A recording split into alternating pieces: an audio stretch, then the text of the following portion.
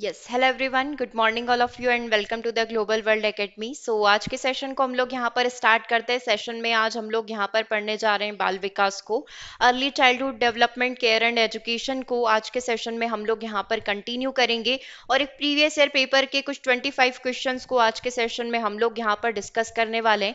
जैसे कि इससे पहले 3 सेशन हम लोग यहाँ पर कंप्लीट कर चुके हैं, जिसमें हमने प्रीवियस ईयर पेपर के कुछ क्वेश्चन जो कि आपके बाल विकास से और साथ ही फीमेल सुपरवाइजर के एग्जाम में पूछे गए, इन्हें कंप्लीट किया था। सो स्टार्ट करते हैं अपने क्वेश्चन नंबर 24 से। इससे पहले के क्वेश्चन हम लोग प्रीवियस पेपर में प्रीवियस क्लास के अंदर कंप्लीट कर चुके हैं। साथ ही इसका कंप्लीट कोर्स भी अवेलेबल है। अगर आप इंडिविजुअल केवल सेक्शन 4 को भी पढ़ना चाहते हैं या अलग से बाल विकास का कोर्स लेना चाहते हैं तो बाल विकास के कंप्लीट क्लासेस आप सभी के लिए अवेलेबल है। अगर आप सिर्फ पीडीएफ नोट्स चाहते हैं, नोट्स भी अवेलेबल है। और अगर आप बुक अपने घर पर मंगवाना चाहते हैं तो बुक भी अवेलेबल हो चुकी है। ओके, क्वेश्चन नंबर 24 में ये पूछा गया था कि बाल्यावस्था में मित्रता की प्रवृत्ति कैसी होती है, संस्कृति विज्ञानी होती है, समावेशी होती है, अभिभावकीय होती है या फिर हेट्रोजीनियस होती है। जिसमें हमने ये चीज डिस्कस करी थी कि जब भी बच्चे मतलब इस एज में स्पेसिफिक अगर 6 से 12 साल की बात करें तो इस एज में बच्चे सिर्फ अपने आसपास के जो उस एज के जो बच्चे हैं जो सेम इस एज में आते होंगे बाल्यावस्था में, उन्हीं को फ्रेंड बनाना पसंद करते हैं, उन्हीं के साथ रहना पसंद करते हैं, उन्हीं के साथ अपने टॉय शेयरिंग करना पसंद करते हैं। तो इसमें एंथ्रोपोलॉजिकल वैसे ही गलत हो गया है। होमोजीनियस यहाँ पर आपका सही हो सकता है। पेरेंटल मतलब पेरेंट्स ने बनाकर दे दिए फ्रेंड्स। और हेट्रोजीनियस मतलब अपनी एज के बाहर के बच्चों को वो फ्रेंड बनाएंगे, जो कि मोस्टली आप एडोलसेंस स्टेज किशोरावस्था में देख सकते हैं। ठीक है, तो अभी के लिए जो करेक्ट आंसर है वो आपका होमोजीनियस होगा। ठीक है, और ये क्वेश्चन आपको होमवर्क में भी दिया गया था कि समाकित शिक्षा योजना किससे संबंधित है। Integrated education plan is related to the, पूछा गया है कि इंटीग्रेटेड एजुकेशन है मतलब इंटीग्रेटेड मतलब सभी चीजों को एकीकृत करके लेकर आना। ठीक है, तो एक्सेप्शनल चिल्ड्रन से जीनियस चिल्ड्रन के लिए, क्रिएटिव चिल्ड्रन के लिए या नन ऑफ द अबव। तो बेसिकली जितने भी विशिष्ट बालक होते हैं, जितने भी विशेष आवश्यकता वाले बालक होते हैं, उन सभी के लिए हम लोग इंटीग्रेटेड एजुकेशन की बात यहाँ पर करते हैं, एकीकृत शिक्षा की बात यहाँ पर करते हैं। ठीक है, पहले इसे इंटीग्रेटेड एजुकेशन बोला जाता था, फिर कुछ साल में 2005-6 की बात करें तो इसको चेंज करके क्या कर दिया गया, इंक्लूसिव एजुकेशन नाम दे दिया गया। ठीक है, तो इंटीग्रेटेड एजुकेशन, इंक्लूसिव एजुकेशन ले लो, हिंदी में विशेष शिक्षा ले लो, समेकित शिक्षा ले लो। ठीक है, सबका एक ही आंसर होगा कि ये किसके लिए रहती है, एक्सेप्शनल चिल्ड्रन के लिए। और एक्सेप्शनल में नॉर्मल बच्चों को छोड़कर सभी प्रकार के बच्चे इस कैटेगरी से बिलोंग करते हैं। ठीक है, अगला क्वेश्चन पूछा गया है which is the factor of national AIDS control organisation. NACO का, सबसे पहले तो आपसे नाको का फुल फॉर्म पूछा जा सकता है। जैसे आपने एक फुल फॉर्म देखा था एलिसा का फुल फॉर्म क्या होता है, इसी पेपर के अंदर आपसे एलिसा का फुल फॉर्म पूछा गया था। ठीक है, इस तरीके से एड्स में ए का नाम, ए का जो फुल फॉर्म है वो क्या है। ठीक है, इस तरीके से कई सारे फुल फॉर्म आपसे यहाँ पर पूछे जा सकते हैं। तो एक फुल फॉर्म आपके सामने नाको का रखा गया है कि नाको बेसिकली किससे रिलेटेड है। और नाको का फुल फॉर्म क्या है, नेशनल एड्स कंट्रोल ऑर्गेनाइजेशन। और आपको ध्यान होगा इसी पेपर में नाको का भी फुल फॉर्म पूछा गया था। ठीक है, कि नाको का फुल फॉर्म यहाँ पर क्या होगा, तो आपको इसी पेपर में इसी क्वेश्चन से इसका भी जवाब यहाँ पर मिल जाता, नेशनल एड्स कंट्रोल ऑर्गेनाइजेशन। ये करता क्या है, ये प्रोटेक्टिव ब्लड प्रोग्राम है, help from non government organisation, ये एक प्रकार के गैर सरकारी संगठन सहयोग है। ये हेल्प फ्रॉम गवर्नमेंट ऑर्गेनाइजेशन, ये सरकारी संगठनों का सहयोग लेकर जो है इस स्कीम को, इस ऑर्गेनाइजेशन को यहाँ पर चलाता है।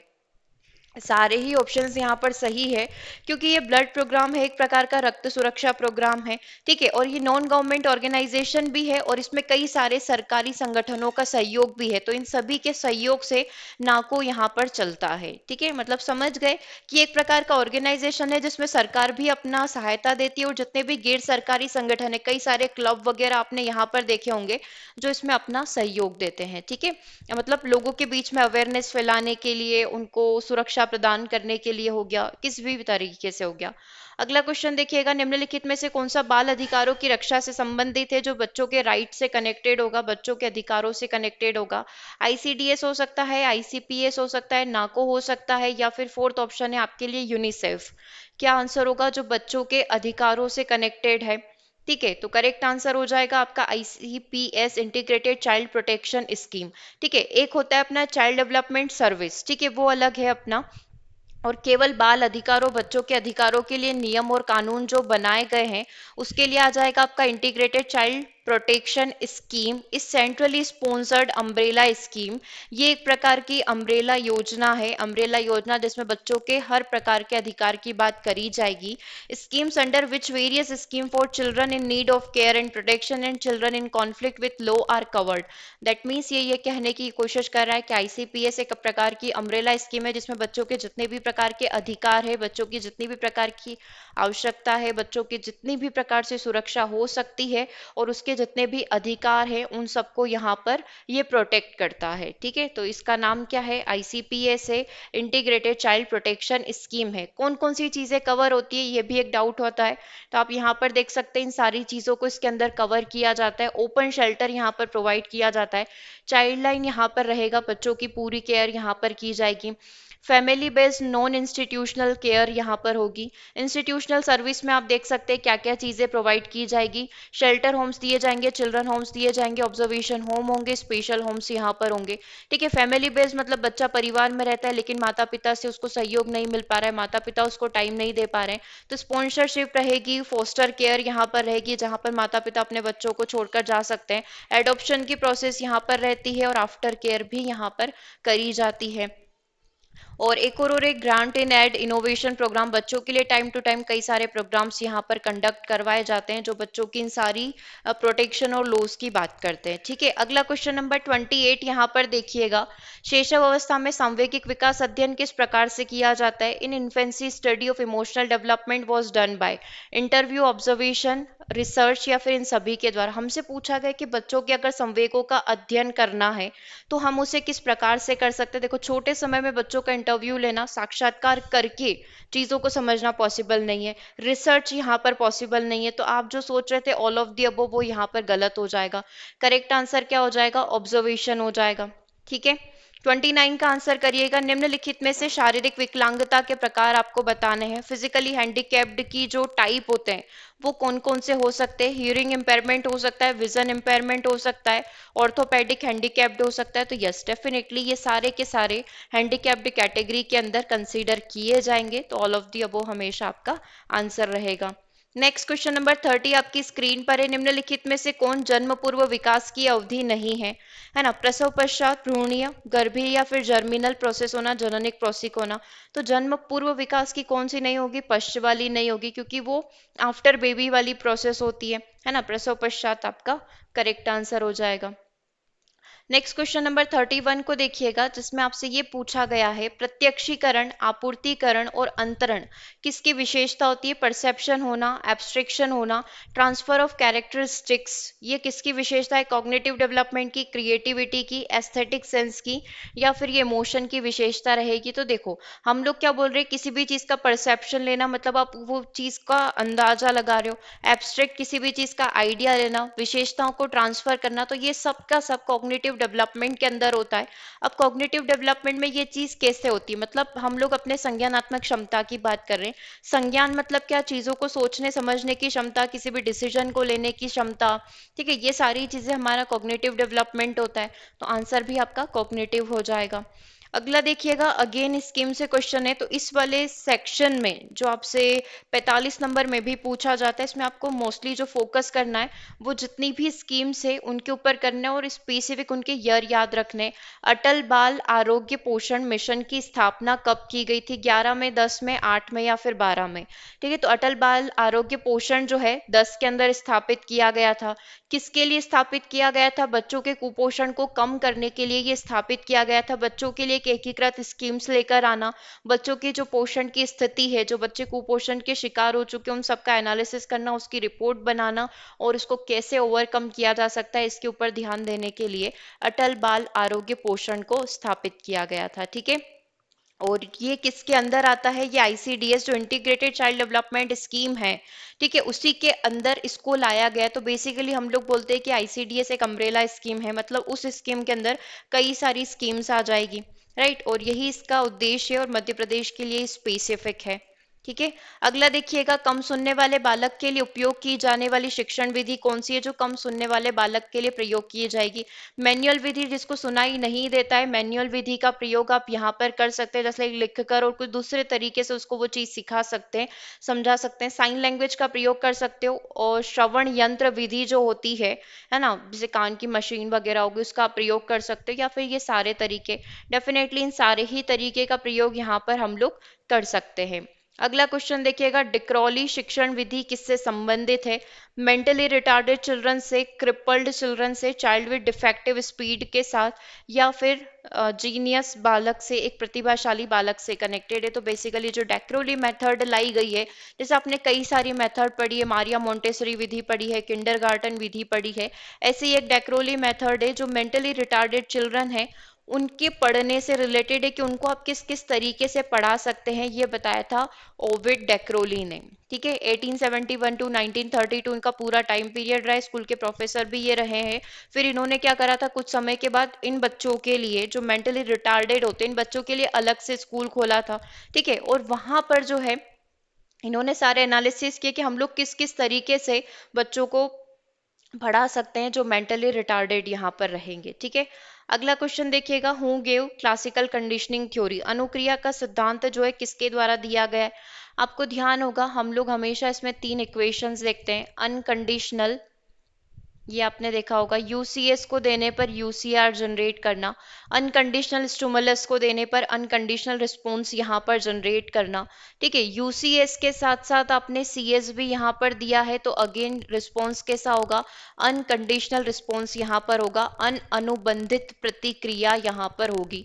फिर जब हम लोग केवल कंडीशनल स्टिमुलस देंगे तो डेफिनेटली कंडीशनल रिस्पॉन्स यहाँ पर जनरेट होगा, अनुबंधित अनुक्रिया यहाँ पर जनरेट होगी। तो इस तरीके से ये तीनों इक्वेशन देने वाले कौन थे? तीनों इक्वेशन पावलाव के द्वारा यहाँ पर दी गई है।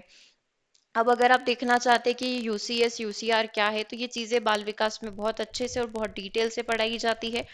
देखो, यूसीएस अनकंडीशनल स्टिमुलस, अनकंडीशनल मतलब अनुबंधित उद्दीपक, इसको जब दिया जाएगा तो अनुबंधित प्रतिक्रिया यहाँ पर जनरेट की जाएगी। दैट मीन्स कि यहाँ पर अगर मैं कुत्ते को भोजन सर्व करती हूँ, कुत्ते को यदि भोजन खिलाती हूँ, तो वो यहाँ पर क्या करेगा? लार जनरेट करेगा। ये बिल्कुल स्वाभाविक सी प्रक्रिया है कि हर डॉग के द्वारा ये प्रोसेस यहाँ पर कंप्लीट की जाएगी। फिर यदि यूसीएस के साथ साथ, मतलब भोजन देने के साथ साथ मैं घंटी भी बजा रही हूँ, तो अभी डॉग को घंटी से कोई मतलब नहीं है, उसको जस्ट बिकॉज भोजन दिख रहा है उसकी वजह से उसकी लार जनरेट हो रही है। ये दूसरी इक्वेशन हो गई। फिर कुछ समय तक सेम प्रोसेस को रिपीट करने के बाद, इस सेकेंड इक्वेशन को रिपीट करने के बाद एक स्थिति ऐसी आ जाएगी जहां पर मैं केवल घंटी बजाऊंगी और डॉग को लगेगा कि अब मुझे भोजन मिलेगा, तो वो वहां पर क्या कर देगा? अपनी लार जनरेट कर देगा। तो ये वो वाली प्रोसेस हो गई कि हम लोग एक चीज के थ्रू बच्चे को नई चीज यहाँ पर सिखा सकते हैं। इन जनरल साधारण से लैंग्वेज में बोलूं कि एक बच्चे को किसी भी चॉकलेट वगैरह किसी भी अच्छी चीज का लालच देकर कोई बहुत बड़ी चीज वहां पर बच्चे को सिखाई जा सकती है। ये यहाँ पर पावलाव का कहना था, जो कि एक प्रकार के व्यवहारवादी में आते हैं। ठीक है, सो करेक्ट आंसर क्या हो गया अपना? ऑप्शन नंबर 1 हो गया। आप अपनी स्क्रीन पर भी देख सकते हैं, बिफोर कंडीशनिंग और आफ्टर कंडीशनिंग करके यहाँ पर बताया गया है। ठीक है, क्लियर यहाँ तक? अगला क्वेश्चन देखिएगा, स्थूल गतिविधियां किससे संबंधित है? ग्रोस मोटर मूवमेंट जो होते हैं किससे संबंधित है? अब दो प्रकार की चीजें होती है, ग्रोस होता है और एक फाइन होता है। ग्रोस में क्या होता है? बच्चा खेलना कूदना भागना चलना दौड़ना ये सारी चीजें सीखता है। और फाइन मोटर स्किल्स में बच्चा पेन पकड़ना, पेन से लिखना, ड्राइंग करना, पेंटिंग करना, ठीक है, ये सारी चीजें सीखता है। तो ग्रोस बड़ी बड़ी स्किल्स हो गई, और फाइन क्या हो गई? छोटी छोटी बारीक चीजें जो होती है वो सीखता है। तो ग्रॉस मूवमेंट किससे रिलेटेड है? मोटर डेवलपमेंट से, फिजिकल से, मेंटल से, इमोशनल से। तो मोटर डेवलपमेंट से ये कनेक्टेड है। अगला क्वेश्चन देखिएगा, अच्छा आप चाहें तो इसका डिटेल यहाँ पर देख सकते हैं। ग्रॉस मोटर स्किल, बच्ची जो स्कीपिंग सीख रही है, बच्चा साइकिलिंग यहाँ पर सीख रहा है, बच्चा जो है ब्रश से पेंटिंग करना सीख रहा है, बच्चा यहाँ पर पेंसिल से लिखना सीख रहा है, ये सब के सब फाइन मोटर स्किल्स में आते हैं। तो बच्चा जब धीरे धीरे बड़ा होता है तो सबसे पहले ग्रॉस मोटर स्किल सीखता है, उसके बाद बच्चा यहाँ पर फाइन मोटर स्किल सीखता है। ठीक है, अगला क्वेश्चन देखिएगा, क्रोमोसोम्स आर रिलेटेड टू, गुणसूत्र किससे संबंधित होते हैं? इसी पेपर में हमने देखा था कि जो ट्रांसफर ट्रांसफर होते हैं क्रोमोसोम किसके थ्रू होते हैं बॉडी में, जीन्स के थ्रू होते हैं। अब इसने पूछ लिया क्रोमोसोम किससे रिलेटेड होते हैं, रिस्पायरेशन से, रिप्रोडक्शन से, ट्रांसमिशन ऑफ हेरिडिटी कैरेक्टर से, या डाइजेशन से रिलेटेड है। तो अब हमें पता है कि गुणसूत्र क्या कर रहे हैं, आनुवंशिक गुणों का स्थानांतरण कर रहे हैं, तो सी आंसर अपना करेक्ट हो जाएगा। और किसके थ्रू, जीन्स के थ्रू कर रहे हैं। नाको किससे संबंधित है, वही नेशनल एड्स कंट्रोल ऑर्गेनाइजेशन किससे रिलेटेड है, एड्स से रिलेटेड है। फुल फॉर्म तो याद ही हो गया, एक ही पेपर के अंदर ये तीसरा क्वेश्चन है जो आपसे नाको से रिलेटेड है। मतलब आप समझ लो कि 45 में से 7 क्वेश्चन आपसे इसी टॉपिक से रिलेटेड है। ठीक है, तो इसको बहुत अच्छे से प्रिपेयर करना। 1992 में इसको लॉन्च किया गया था with the leadership of HIV और AIDS control programme in India. ठीक है, और किसके द्वारा, हेल्थ मिनिस्ट्री के द्वारा इसको लॉन्च किया गया था, स्वास्थ्य परिवार और कल्याण विभाग मंत्रालय के द्वारा इस स्कीम को लाया गया था। सृजनात्मक विकास हेतु आवश्यक तत्व यहाँ पर क्या हो जाएंगे, कॉग्निटिव डेवलपमेंट के लिए आवश्यक चीजें यहाँ पर क्या होगी, सेंसेशन का, सेंटिमेंट्स, इमोशन, संवेदना का होना, मेडिटेशन का होना, लॉजिकल तार्किकता का होना। तो डेफिनेटली अगर एक बच्चा क्रिएटिविटी उसके अंदर है, कॉग्निटिव डेवलपमेंट उसका होना है, तो उसके अंदर ये सारी चीजें होना बहुत जरूरी है। नेक्स्ट क्वेश्चन नंबर 40 को देखिएगा, आकार तथा अनुपात में परिवर्तन किसका रूप होता है, changes in size and proportion. हमने एक क्वेश्चन देखा था कि बच्चों में जो फिजिकल ग्रोथ होती है वो किस अनुपात में होती है, तो हमने आंसर किया था स्केलेटन एज में होती है। ठीक है, स्केलेटन मतलब हम लोग बोल रहे हैं कि यहाँ पर जो होती है कि अस्थियों में जो भी परिवर्तन होगा, मतलब कंकाल तंत्र की ही वो बात हो रही है, तो उसको स्केलेटल एज यहाँ पर कहा जाता है। तो इसने भी वही चीज पूछी है कि अगर साइज और प्रोपोर्शन में चेंज हो रहा है तो आप उसको डेवलपमेंट बोलोगे, आप ग्रोथ बोलोगे, आप मेंटल प्रोसेस बोलोगे, या आप इसे लर्निंग बोलोगे। तो डेफिनेटली ये डेवलपमेंट की ही बात यहाँ पर करी जा रही है। साइज और प्रपोर्शन, आकार और अनुपात में वृद्धि जो है हमें डेवलपमेंट के बारे में बताता है। हरलोग के अनुसार मानव विकास के कितने चरण होते हैं, जैसे हम लोग पढ़ते हैं कि पर्टिकुलर इस व्यक्ति ने जो है, जैसे रोस हो गए, तो इन्होंने बाल विकास के कितने प्रकार बताए। ठीक है, अब यहाँ पर पूछा गया कि जो हर्लोक है इन्होंने ह्यूमन डेवलपमेंट के कितने प्रकार बताए, तो 8 प्रकार इनके द्वारा यहाँ पर बताए गए हैं। जैसे इन्होंने बोला है कि इन्फेंसी, शेषावस्था 0 से 2 साल तक होती है। बेबीहुड जो टाइम होता है वो अप टू 2 इयर्स तक यहाँ पर चलता है। ठीक है, इन्फेंसी 2 वीक तक हो गई। बेबीहुड इन्होंने एक वर्ड यूज किया है जो कि 2 इयर्स तक चलेगा। फिर चाइल्डहुड में अर्ली और लेटर हो गया।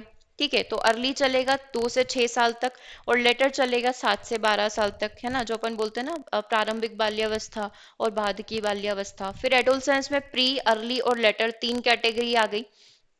ठीक है, तो अब यहाँ पर आप देख सकते हैं कि एडोलसेंस ऐसे तो चलता है 11 से 20 साल तक, लेकिन अगर इसकी 3 कैटेगरी बनाई गई है तो गर्ल्स में आप देख सकते हैं 11 से 13 साल तक, और बॉयज इट 1 ईयर लेटर, मतलब 11 से 14 साल तक आप प्री एडोलसेंस देख सकते हैं। अर्ली एडोलसेंस आपको देखना है तो 16 से 17 साल अर्ली चलता है, और लेटर चलता है 20 से 21 साल तक, ये खत्म हो जाएगा। ठीक है, मतलब एडोलसेंस की भी 3 कैटेगरी यहाँ पर बना दी गई है। बाकी अपन जनरली याद रखते हैं कि 12 से 20 साल तक जो होता है अपना एडोलसेंस का टाइम पीरियड रहता है। ठीक है, चलिए अगला देखिएगा, राष्ट्रीय एड्स नियंत्रण कंट्रोल कार्यक्रम कब स्टार्ट किया गया था, वो अपन ने पढ़ा ही था, है ना, कि 1992 में जो उसका फर्स्ट फेज आया था एनएसीपी का। वही क्वेश्चन आपसे पूछा गया है कि नियंत्रण कार्यक्रम जो है कब स्टार्ट किया गया था, 1987 के अंदर स्टार्ट किया गया था। अब ये क्या बात कर रहा है, ये बात कर रहा है कि कब सरकार के द्वारा स्टार्टिंग की गई थी, तो 1987 में स्टार्ट किया गया था, 1992 में उसका फर्स्ट फेज आ चुका था। ठीक है, फिर सेकेंड फेज, और अभी हम लोग कौन से फेज के अंदर चल रहे हैं, अभी हम लोग फिफ्थ फेज के अंदर यहाँ पर चल रहे हैं। ठीक है, अगला क्वेश्चन देखिएगा। हाँ, ये वाला हो गया 1987। नेक्स्ट क्वेश्चन है, निम्न में से किसके द्वारा एड्स यहाँ पर नहीं फैलता है, हाथ मिलाने से, असुरक्षित यौन संबंध से, असुरक्षित रक्त लेने से, या फिर संक्रमित सुई से। तो किससे नहीं फैलता है, हाथ मिलाने से नहीं फैलता है, बाय शेकिंग हैंड्स अपना करेक्ट हो जाएगा, बाकी सारे रीजन से इन्फेक्ट हो सकता है व्यक्ति। 44 को देखिएगा, विशेष बालकों की मुख्यतः यानी कि एक्सेप्शनल चिल्ड्रन की कौन सी कैटेगरी यहाँ पर होती है। एक्सेप्शनल बच्चों की 5 कैटेगरी होती है, 6 होती है, 8 होती है, या फिर 3 होती है। देखो ऐसे क्वेश्चन में जवाब देना थोड़ा सा मुश्किल है, क्योंकि यहाँ पर अगर मैं बात करूँ हर एक साइकोलॉजिस्ट के द्वारा अलग अलग कैटेगरीज यहाँ पर बनाई गई। अगर आप इंडिया के लिए स्पेसिफिक पढ़ेंगे तो इनकी विशेष बालकों की अलग कैटेगरी है, दूसरी कंट्री के लिए विशेष बालकों की अलग कैटेगरी है। तो एक एवरेज आप लेकर चलो कि 5 कैटेगरीज इनके पास होती है। अब इस 5 कैटेगरी में कई सारी सब कैटेगरीज यहाँ पर आ जाती है। ठीक है, ये आप यहाँ पर देख सकते हैं। सबसे पहले इंटेलेक्चुअली जो एक्सेप्शनल होंगे, जो मंद बुद्धि वाले बच्चे होंगे, इसमें से 6 कैटेगरी होती है ना। ऐसे आइडियली 5 होती है, 5 की भी सब कैटेगरी बनाई गई। सबसे पहले गिफ्टेड आ जाएंगे, जिनका आईक्यू 130 से अबव रहेगा। दूसरे आपके बैकवर्ड हो जाएंगे। ठीक है, अब इनबोर्न कुछ जन्म से ही होंगे और कुछ धीरे धीरे समय के साथ हो चुके होंगे, है ना, कुपोषण के शिकार के कारण, या कई भी रीजन हो सकते हैं। फिर अपने मेंटली, यस विजिबल है, मेंटली रिटार्डेड वाले हो जाएंगे। फिर इसमें क्रिएटिव, अंडर अचीवर और लर्निंग डिसेबल, ये इंटेलेक्चुअली एक्सेप्शनल कैटेगरी होती है। दूसरी फिजिकली एक्सेप्शनल, जिसमें फिजिकल डिसेबिलिटी की सारी चीजें आ जाएगी। ठीक है, डिफ डम यहाँ पर आ जाएंगे, ब्लाइंड या नियर ब्लाइंड जिसको कम दिखता है। ऑर्थोपेडिकली हैंडीकैप्ड आ जाएंगे, जिनमें अस्थि से रिलेटेड समस्या है, हड्डियां कमजोर है या वो सारी चीजें। और स्पीच से रिलेटेड अगर कोई समस्या है तो वो फिजिकली एक्सेप्शनल के अंदर आ जाएगी। इमोशनली एक्सेप्शनल में आप डिलिक्वेंसी को कंसीडर कर सकते हैं। सोशली एक्सेप्शनल में जो बच्चे समाज से ज़्यादा कनेक्टेड नहीं होते हैं, अंडर प्रिविलेज्ड होते हैं, वो सारे आ जाते हैं। मल्टी एक्सेप्शनल में जिनमें एक से ज़्यादा डिसऑर्डर्स होंगे, वो सब आपके मल्टी एक्सेप्शनल के अंदर कंसीडर कर लिए जाएंगे। अगला क्वेश्चन देखिएगा, right stage of prenatal development, गर्भस्थ शिशु विकास का सही क्रम क्या है। ये क्वेश्चन हर शिफ्ट में, मतलब अगर आप सेक्शन 1 बात करेंगे, सेक्शन 1 में भी मिलेगा, बायो में भी मिलेगा, और इस सेक्शन 4 में तो डेफिनेटली ये है ही सही। पूछा गया कि गर्भस्थ शिशु विकास का सही क्रम क्या है। एम्ब्रॉय एंड ओवम होना, फीटस और एम्ब्रॉय होना, पहले ओवम होता है फिर एम्ब्रॉय होता है, या नन ऑफ दी अबव। तो हम इस चीज के बारे में डिस्कस भी कर चुके हैं कि सबसे पहले ओवम पीरियड होगा, देन एम्ब्रॉय यहाँ पर होगा। कैसे होगा आप यहाँ पर देख सकते हैं। सबसे पहले टाइम पीरियड वाइज हम लोग बात करें तो देख सकते हैं, सबसे पहले ओवम रहेगा। कैसे, ओवोल्यूशन से फर्टिलाइजेशन तक की ये प्रोसेस रहेगी।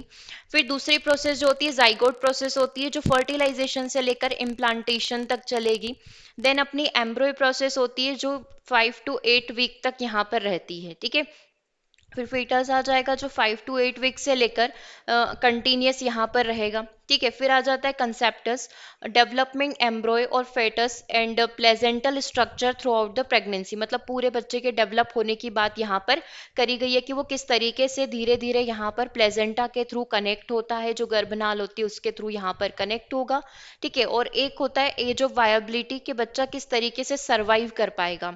ठीक है, अर्लीस्ट समय की यदि हम लोग यहाँ पर बात करें तो फेटस सर्वाइव करेगा, और कैसे सर्वाइव कर सकता है, अगर वो 20 वीक लॉन्ग है तो उसके सर्वाइवल के चांसेस बढ़ जाते हैं, और साथ ही अगर उसका वजन 500 ग्राम से ज्यादा है तो उसके सर्वाइव करने के चांसेस सही रहते हैं। ठीक है, क्लियर है यहाँ तक। तो अभी फिलहाल में तो क्वेश्चन ने हमसे यही पूछा था कि सही तरीके से अरेंज करो। तो सबसे पहले अगर अपन इसमें देखें तो ओवम होना था, फिर जाइगोट होना था, फिर एम्ब्रॉय होना था, फिर फेटस होना था, फिर कंसेप्शन की जो पूरी प्रोसेस यहाँ पर होनी थी। तो अभी अपने पास ओवम और एम्ब्रॉय था, तो सबसे पहले ओवम हो जाएगा, फिर अपना एम्ब्रॉय यहाँ पर हो जाएगा। ठीक है, क्लियर है यहाँ तक। तो इस तरीके से इस पेपर के 45 क्वेश्चन यहाँ पर कंप्लीट होते हैं। आई होप कि सारे क्वेश्चन आपको अच्छे से समझ में आ गए, और इसी के साथ ये सेक्शन 4 के 45 क्वेश्चन कंप्लीट होते हैं, जिसमें मैक्सिमम क्वेश्चन बाल विकास के हैं। अगर आप इसको डिवाइड करें कि 100 में से 70% क्वेश्चन आपके बाल विकास के हैं, कुछ 10% क्वेश्चन, 10 से 12% आपके स्कीम से रिलेटेड रहते हैं कि कौन सी स्कीम किससे कनेक्टेड है, और कुछ क्वेश्चन जो है बच्चों का जो डिटेल बायो होता है, जस्ट लाइक दिस, कि बच्चों का डेवलपमेंट कैसे होता है और किस तरीके से बायोलॉजिकल प्रोसेस होती है, तो उससे पूछे जा सकते हैं। ठीक है, तो बिल्कुल मेंटली प्रिपेयर रहना है कि अगर वो बाल विकास बोल रहा है तो वो यहाँ पर कुछ भी आपसे पूछेगा। तो सबसे अच्छा तरीका इस वाले सेक्शन को स्कोर करने का यही है कि आप बाल विकास बहुत अच्छे से पढ़ लें, क्योंकि पेपर में मैक्सिमम क्वेश्चन, आप सेक्शन 1 में भी जाएंगे तो सेक्शन 1 में भी आपको बाल विकास ही ज़्यादा मिलेगा। तो एक बार बाल विकास अच्छे से पढ़ लो, ऑलमोस्ट टॉपिक्स आपके प्रिपेयर हो जाएंगे। ठीक है, चलिए तो आज की क्लास को यहीं ओवर करते हैं।